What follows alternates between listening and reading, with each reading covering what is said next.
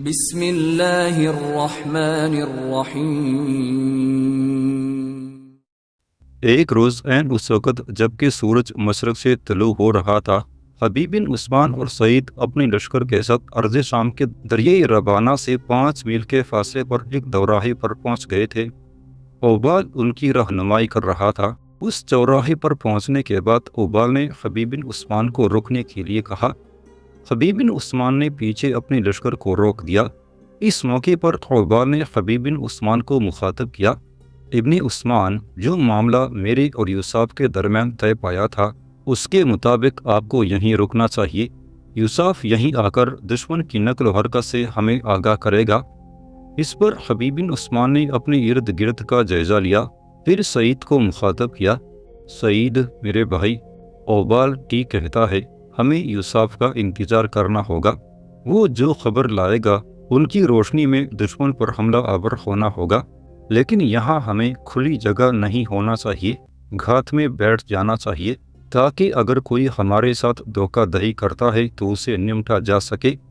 اس کے بعد حبیب بن عثمان نے سعید کو وہیں رہنے کے لیے کہا، چند دستے اپنے ساتھ لیے اور اس چوراہے کے ارد گرد جو کوہستانی سلسلے تھے ان کا جائزہ لینے لگا تھا۔ تھوڑی دیر بعد وہ لوٹا اور سعید کو مخاطب کر کے کہنے لگا، سعید، یہ دائیں جانب جو کوہستانی سلسلہ ہے، اس کے پیچھے کوہستانی سلسلے کی حالت ایسی ہے کہ اگر بارش بھی ہو جائے تو بہترین پناہ اور حفاظت کا کام دے سکتی ہے۔ جگہ جگہ غار میں چٹانیں آگے کو ابھری ہوئی ہیں، کئی جگہیں ایسا منظر پیش کر رہی ہیں جیسے قدرت نے دور دور تک آپ سے آپ براندے کھڑے کر دیے ہوں۔ سعید، سردی اپنے زوروں پر ہے، سفر تو ہم کسی طریقے سے کرتے ہوئے یہاں پہنچ گئے ہیں، اب لشکریوں کے علاوہ گھوڑوں کو بھی سستانے کی ضرورت ہے۔ یہ جو ہمارے دائیں جانب کوہستانی سلسلہ ہے وہ اونچا بھی نہیں ہے، اس کی دوسری جانب جا کر ہم آسانی سے گھات لگا سکتے ہیں، اور پھر یوسف جو خبریں لائے گا انہی کی روشنی میں حرکت میں آئیں گے۔ سعید اور اوبال دونوں نے حبیب بن عثمان کی اس تجویز سے اتفاق کیا۔ پھر حبیب بن عثمان اور سعید دونوں لشکر کو کوہستانی سلسلے کی پشت پر لے گئے تھے۔ کوہستانی سلسلے کے اندر نالا نما ایک چھوٹا سا درہ تھا جس میں شاید بارش کا پانی بہہ کر کھلے علاقوں کی طرف جاتا تھا۔ اسی نالے اور درے میں سے ہوتے ہوئے حبیب بن عثمان اور سعید دونوں اپنے لشکر کو اس کوہستانی سلسلے کی پشت کی طرف لے گئے تھے۔ سعید جب دوسری طرف گیا تو دنگ رہ گیا۔ کوہستانی سلسلہ ویسا ہی تھا جیسا حبیب بن عثمان نے بیان کیا تھا۔ جگہ جگہ کافی بڑی اور وسیع غاریں تھیں، چٹانیں کافی آگے ابھری ہوئی تھی اور برآمدوں کا منظر پیش کر رہی تھی۔ حبیب بن عثمان نے لشکریوں کو سامان ان غاروں کے اندر منتقل کرنے کا حکم دے دیا تھا۔ چند دستوں کا پہرا اس نالے پر لگا دیا تھا تاکہ اس درے سے گزر کر کوئی ان پر حملہ آور نہ ہو سکے۔ گھوڑے چٹانوں کے نیچے باندھ دیے گئے تھے، ارد گرد آگ کے الاؤ گرم کر دیے گئے تھے۔ آگ کے انہی الاؤ سے لشکریوں کا کھانا تیار کیا جانے لگا تھا۔ حبیب بن عثمان کو وہاں زیادہ دیر تک انتظار نہیں کرنا پڑا تھا۔ ابھی وہ کھانا کھا کر فارغ ہی ہوئے تھے کہ درے کے پاس سے کسی نے زور زور سے اوبال کا نام لے کر اسے پکارا۔ اوبال چوکنا ہو گیا اور حبیب بن عثمان کی طرف دیکھتے ہوئے کہنے لگا، ہم سے ایک غلطی ہوئی، ہمیں پہاڑ کے اوپر اپنے کچھ آدمی کھڑے کرنے چاہیے تھے۔ یوسف یہاں پہنچ چکا ہے اور مجھے اور آپ کے لشکر کو نہ دیکھ کر مجھے آوازیں دے رہا ہے، میں جاتا ہوں اور اسے اپنے ساتھ لے کر آتا ہوں۔ حبیب بن عثمان نے جب گردن اسبات میں ہلا دی تب اوبال وہاں سے ہٹا، تقریباً بھاگتا ہوا وہ درے کی طرف جا رہا تھا۔ حبیب اور سعید دونوں اپنی جگہ پر بیٹھ کر بڑی بے چینی سے ان دونوں کے آنے کا انتظار کرنے لگے تھے۔ تھوڑی ہی دیر بعد اوبال اور یوسف وہاں پہنچے۔ یوسف نے آگے بڑھ کر بڑے پرجوش انداز میں باری باری حبیب بن عثمان اور سعید سے مصافحہ کیا۔ پھر یوسف اور اوبال دونوں حبیب بن عثمان اور سعید کے سامنے بیٹھ گئے۔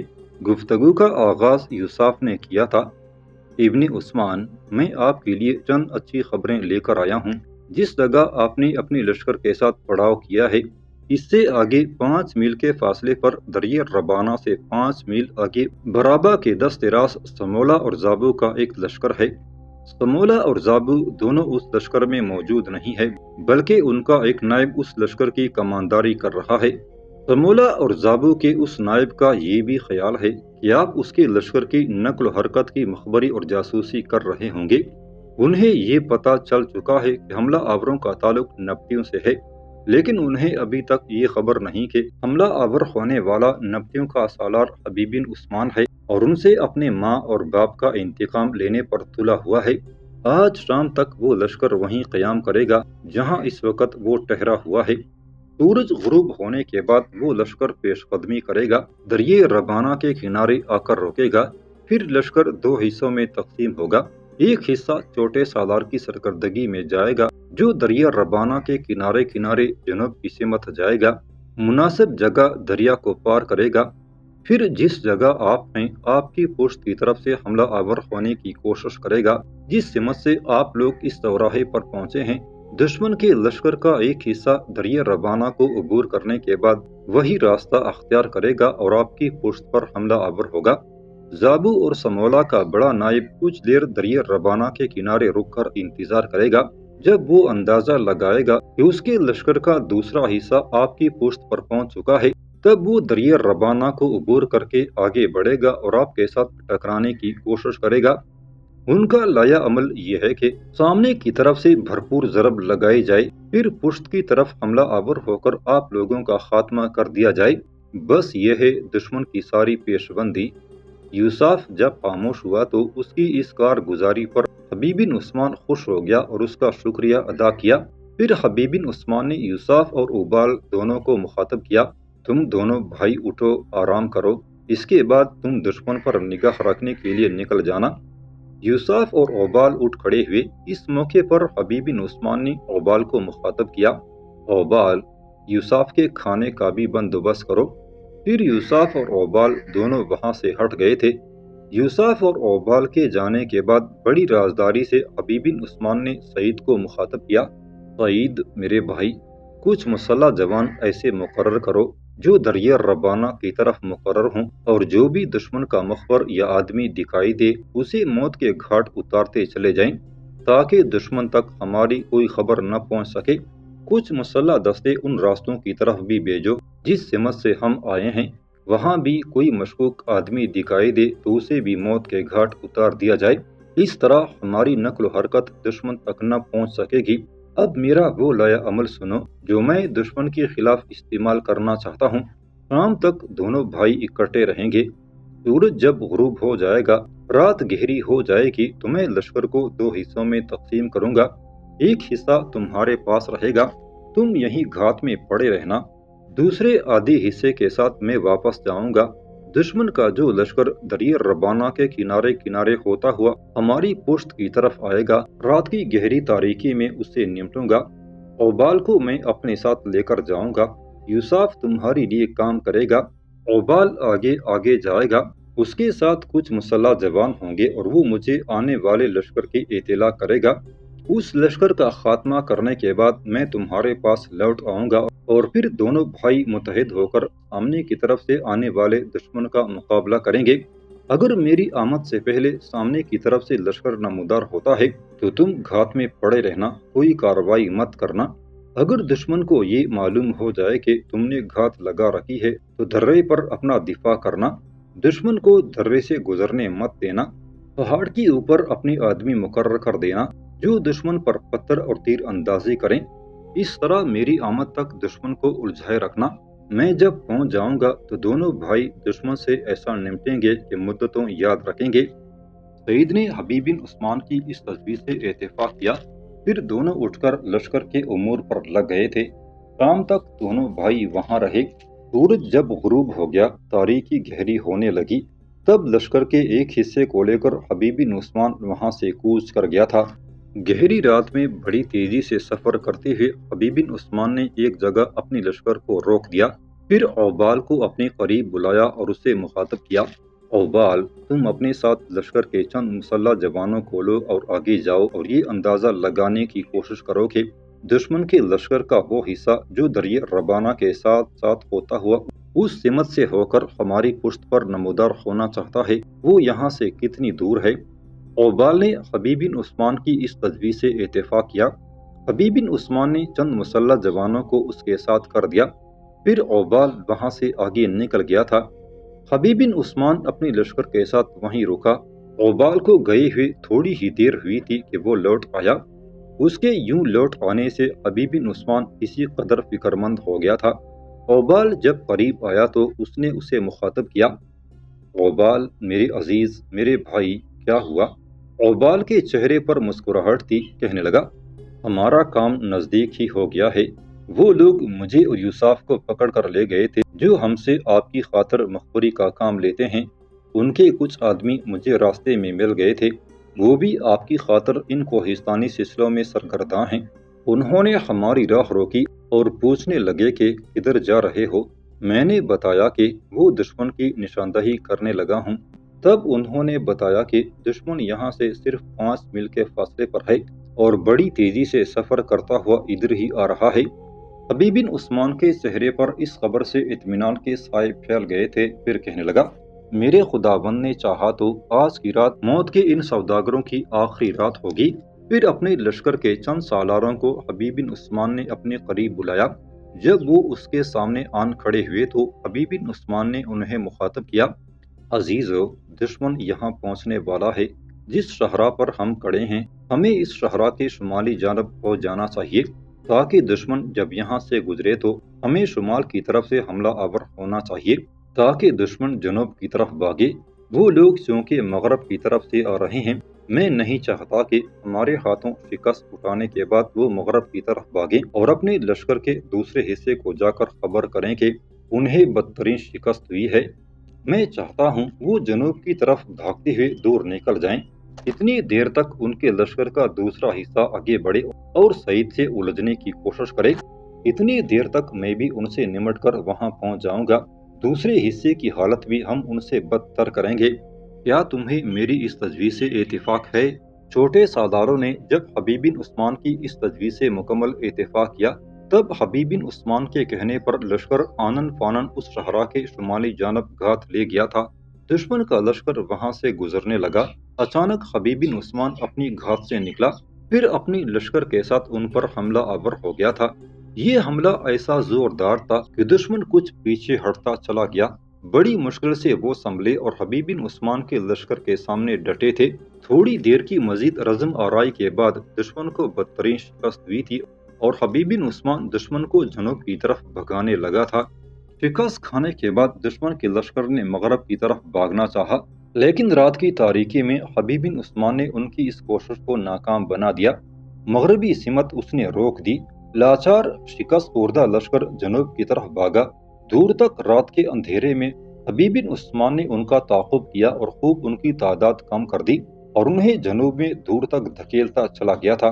جب اس نے اندازہ لگایا کہ دشمن کو اپنے دوسرے لشکر میں پہنچنے کے لیے کافی وقت لگے گا، تب وہ اپنے لشکر کے ساتھ مڑا اور آندھی اور طوفان کی طرح کوہستانوں کے اندر اس چوراہے کی طرف بڑھا تھا جہاں وہ اپنے لشکر کے دوسرے حصے کو اپنی ماموزاد سعید کی سرکردگی میں چھوڑ کر آیا تھا۔ حبیب بن عثمان کو چونکہ شکست خوردہ لشکر کا تعاقب دور تک جنوب کی طرف کرنا پڑا تھا، لہٰذا دشمن کے لشکر کا دوسرا حصہ اس جگہ پہنچ گیا جہاں سعید نے اپنی لشکر کے ساتھ گھات لگا رکھی تھی۔ دشمن کے مخبروں نے شاید اس جگہ کا تعین کر دیا تھا جہاں سعید نے گھات لگائی تھی، لہٰذا دوسرے لشکر نے درے کے اندر گھس کر سعید کے لشکر پر حملہ آور ہونا چاہا، لیکن سعید نے کوہستانی سلسلے سے تیر اندازی کر کے پتھر برساتے ہوئے دشمن کو درے میں گھسنے نہ دیا۔ اس طرح اس چوراہے پر دشمن کے لشکر کے دوسرے حصے اور سعید کے لشکر کے درمیان زندگی اور موت کا رن پڑ گیا تھا۔ حبیب بن عثمان نے اپنی لشکر کے ساتھ عجب سی قوت ارادی کے ساتھ سفر کیا۔ وہ ایسی ہی تیزی کے ساتھ اس کوہستانی چوراہے کی طرف بڑھا تھا جہاں سعید دشمن سے برسر پیکار تھا، جیسے گہری گمنامی سے اٹھ کر برف باران کے تیز طوفان فاصلوں کو ناپ کر رکھ دیتے ہیں۔ اس چوراہے کے پاس پہنچ کر سعید کو اپنی آمد سے مطلع کرنے کے لیے حملہ آور ہونے سے پہلے حبیب بن عثمان اور اس کے لشکریوں نے زور زور سے جنگلی نعرے بلند کیے۔ اس کے ساتھ ہی حبیب بن عثمان جو اپنے لشکر کے آگے آگے تھا، دشمن پر رات کی تاریکی میں حملہ آور ہو گیا تھا۔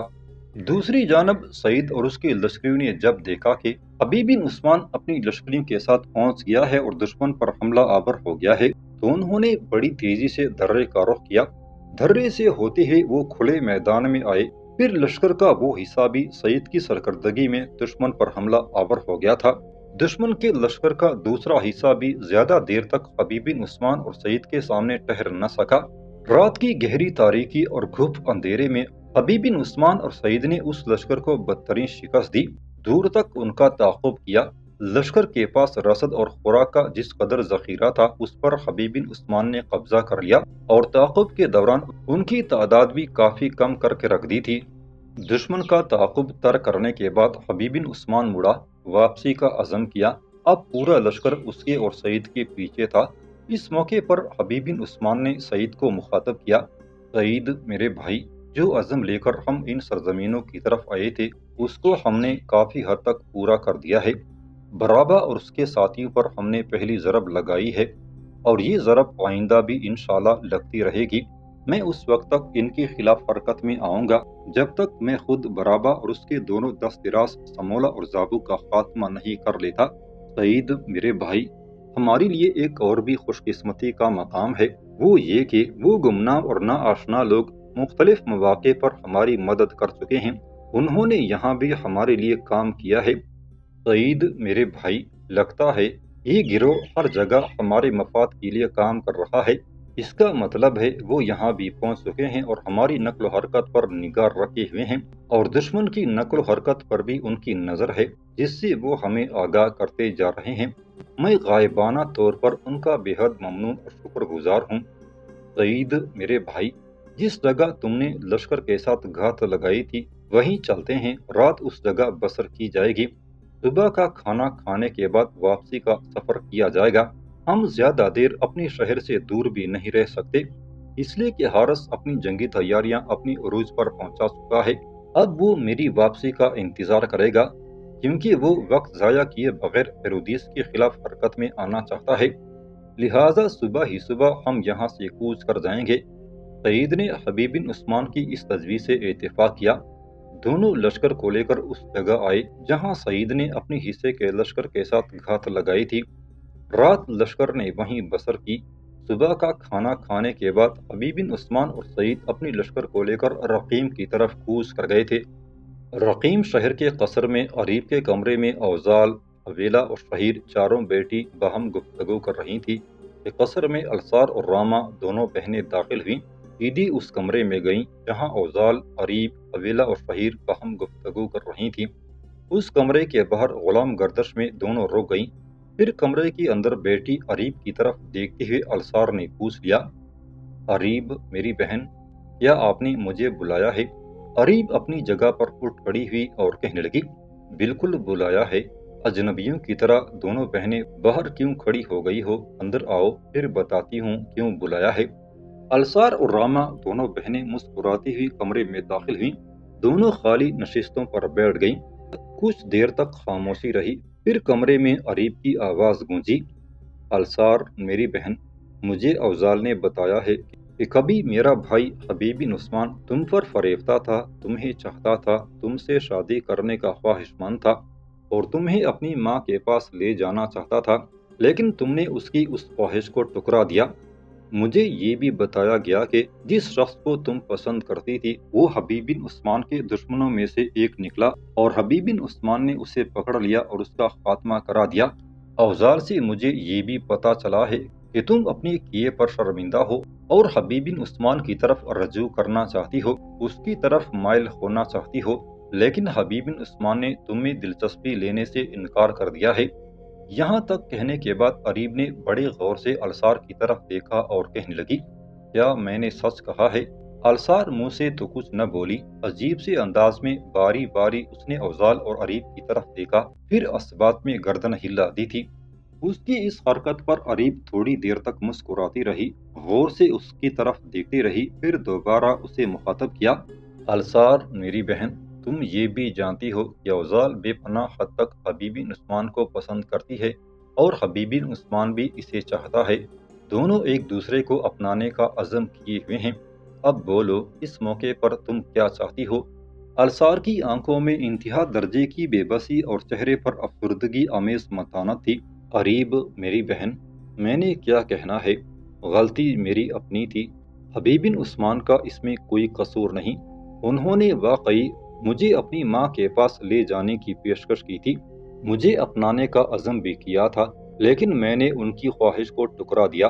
جبکہ افضال اور وہ دونوں ایک دوسرے کو بے پناہ حد تک پسند کرتے ہیں تو میں ان کی پسند میں قائل نہیں ہوں گی، میں سمجھوں گی میں الصار حبیب بن عثمان کے لیے پیدا ہی نہیں ہوئی۔ افضال اور حبیب بن عثمان کا ساتھ ازل سے لکھ دیا گیا تھا، میں اسے قدرت کا نوشتہ سمجھ کر قبول کر لوں گی۔ الصار کی گفتگو سے عریب خوش ہو گئی تھی، پھر کہنے لگی، جہاں مجھے اس بات کی خوشی ہے کہ افضال اور حبیب بن عثمان دونوں ایک دوسرے میں دلچسپی لیتے ہیں، راما اور سعید ایک دوسرے کو چاہتے ہیں اور ایک دوسرے کو اپنانے کا عزم کیے ہوئے ہیں، وہاں مجھے اس بات کی بھی جستجو ہے کہ اب تمہارا بھی بندوبست ہونا چاہیے۔ بہرحال تم فکر مند مت ہونا، میں تمہارے متعلق سوچوں گی ضرور۔ یہاں تک کہتے کہتے عریب کو رک جانا پڑا، اس لیے کہ اس کمرے کے دروازے پر اس کا بھائی مالک نمودار ہوا تھا۔ پھر عریب کو مخاطب کر کے کہنے لگا، عریب میری بہن، ذرا اندر جانا، پدر محترم اور دونوں مائیں تمہارا بڑی بے چینی سے انتظار کر رہی ہیں، تمہارے ساتھ ایک انتہائی اہم موضوع پر گفتگو ہوگی۔ یہ کہنے کے بعد مالک جب وہاں سے ہٹنے لگا تو عریب نے اسے آواز دی، مالک میرے بھائی، کہاں بھاگنے لگے ہو، پہلے میری بات تو سنو۔ اس کے ساتھ ہی عریب اٹھ کر کمرے سے باہر آ گئی۔ مالک رک گیا، عریب آگے بڑھی، مالک کے قریب گئی اور پوچھنے لگی، میرے بھائی کیا معاملہ ہے، خیریت تو ہے، مجھے کیوں بلایا گیا ہے؟ مالک تھوڑی دیر تک مسکراتا رہا، اپنی بہن کی طرف غور سے دیکھتا بھی رہا، پھر دبی دبی مسکراہٹ میں کہا، میں یہ بھی جانتا ہوں کہ آپ کو کیوں بلایا جا رہا ہے، میں یہ بھی جانتا ہوں کہ آپ سے کیا پوچھا جائے گا۔ عریب نے اس کی بات کاٹ دی، مالک میرے بھائی تنگ نہ کرو، تم میرے بڑے پیارے بھائی ہو، بتاؤ کیا معاملہ ہے۔ مالک سنجیدہ ہو گیا اور کہنے لگا، عریب میری بہن، تو جانتی ہے کہ بہن کی حیثیت سے تو مجھے دنیا کی ہر شے سے پیاری اور عزیز ہے، میں اندر ہی سے اٹھ کر آ رہا ہوں، میری موجودگی ہی میں ساری گفتگو ہوئی، آپ کو اس لیے اندر بلایا جا رہا ہے تاکہ آپ سے گفتگو کر کے آپ کی زندگی کا اہم فیصلہ کیا جائے۔ میری بہن، تمہیں یاد ہوگا کہ ایک موقع پر ایمان کے ساتھ تمہاری شادی کی گفتگو ہوئی تھی، اب پدر محترم اور دونوں والدائیں تمہارے ساتھ اسی موضوع پر گفتگو کریں گی، تمہارا اندیا لینے کی کوشش کریں گی، اس کے بعد آپ کا آخری جواب سنیں گی۔ عریب نے کچھ سوچا، پھر مالک کو مخاطب کیا، بھائی آپ کا اس سلسلے میں کیا خیال ہے، مجھے کیا کرنا چاہیے؟ مالک مسکرا دیا اور کہنے لگا، میری بہن آپ بھی کمال کرتی ہیں، فیصلہ آپ کی زندگی کا ہو رہا ہے اور پوچھتی مجھ سے ہیں، جو آپ کا دل چاہتا ہے وہ کہہ دیجیے گا، ویسے ایک بات بتائیے کہ ایمان آپ کو کیسا لگتا ہے؟ عریب نے کچھ سوچا، لبوں پر خوشگوار اور دل فریب مسکراہٹ نمودار ہوئی، پھر کہنے لگی، بہت اچھا ہے، مزاج کا بھی عمدہ، اخلاق و کردار کا بھی پسندیدہ ہے۔ مالک اس کی بات کاٹتے ہوئے فوراً بول پڑا، اگر اچھا ہے تو گھبرانے کی کیا ضرورت ہے؟ عریب میں تمہارا بھائی ہوں، تمہیں کبھی بھی غلط مشورہ نہیں دوں گا، اگر میری بات مانو، اگر میرا مشورہ قبول ہو تو ایمان کے سلسلے میں ہاں کہہ دینا، میں سمجھوں گا تمہاری زندگی سنور جائے گی،